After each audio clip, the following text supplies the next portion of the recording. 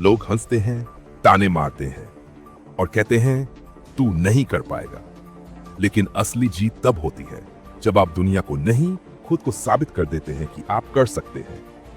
शुरुआत एक साधारण लड़के के असाधारण सपने। आरव का जन्म एक छोटे से शहर में हुआ था। पिता एक प्राइवेट नौकरी करते थे और मां गृहिणी थी। घर का खर्च किसी तरह चलता था, लेकिन बचपन से ही आरव के सपने बड़े थे। वो हमेशा कहता, मैं बड़ा होकर कुछ ऐसा करूंगा कि लोग मुझे याद रखें। लेकिन सपनों के लिए जमीन चाहिए, और आरव के पैरों के नीचे की जमीन हमेशा डगमगाती रही। पढ़ाई में वो औसत था। कॉलेज में दाखिला लिया, लेकिन पढ़ाई पर ध्यान देने से ज्यादा उसे अपने आइडियाज पर भरोसा था। पहला झटका, असफलता की पहली चोट। कॉलेज खत्म हुआ, दोस्तों ने प्लेसमेंट पा लिया। आरव ने भी कोशिश की, लेकिन इंटरव्यू दर इंटरव्यू रिजेक्ट होता गया। तुम्हारे पास अनुभव नहीं है, तुम्हारी कम्युनिकेशन स्किल्स कमजोर हैं, तुम इस पोस्ट के लायक नहीं हो। हर जगह एक ही जवाब, और हर रिजेक्शन के साथ उसका आत्मविश्वास टूटता गया। माँ ने धीरे से कहा, बेटा शायद ये तेरे बस का नहीं, कोई छोटा काम पकड़ ले, कम से कम घर के खर्च में मदद होगी। ये बात उसके दिल को चीर गई। जो माँ हमेशा कहती थी मेरा बेटा एक दिन बड़ा आदमी बनेगा, अब वही कह रही थी छोटा काम कर ले। वो रात जिसने सब बदल दिया। उस रात आरव अकेला बैठा था, हाथ में एक पुरानी डायरी और सामने आईना। उसने खुद से सवाल किया, क्या सच में मैं इतना कमजोर हूं? क्या सच में मेरे सपने सिर्फ दिखावा थे? उसके मन में गुस्सा था, दुख था, लेकिन सबसे ज्यादा जलन थी खुद से। और उसी जलन ने आग का काम किया। उसने ठान लिया, अब मैं किसी को नहीं, खुद को साबित करूंगा। पहला कदम, खुद को बदलना। आरव ने अपने जीवन की सबसे बड़ी गलती समझी।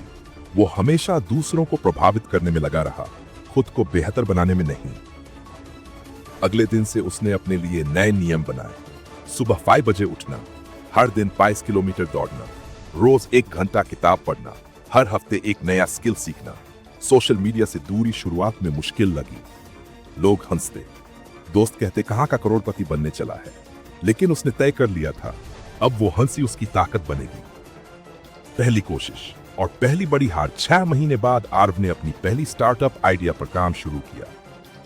आइडिया अच्छा था, लेकिन अनुभव कम, लैपटॉप पुराना, नेटवर्क स्लो, पैसा भी सीमित।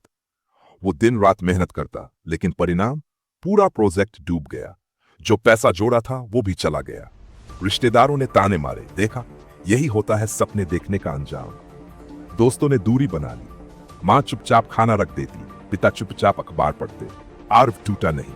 उसने अपने नोटबुक पर लिखा, फेल होना मंजिल नहीं, सीढ़ी है।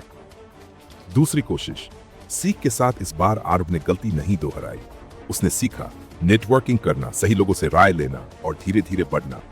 वो अपने आइडिया को छोटे पैमाने पर लेकर चला। शुरू में छोटे ग्राहक मिले, फिर धीरे धीरे विश्वास बना। 1 साल बाद उसकी स्टार्टअप ने पहला बड़ा कॉन्ट्रैक्ट हासिल किया। वही लोग जो ताने मारते थे अब उसे सलाह लेने आने लगे।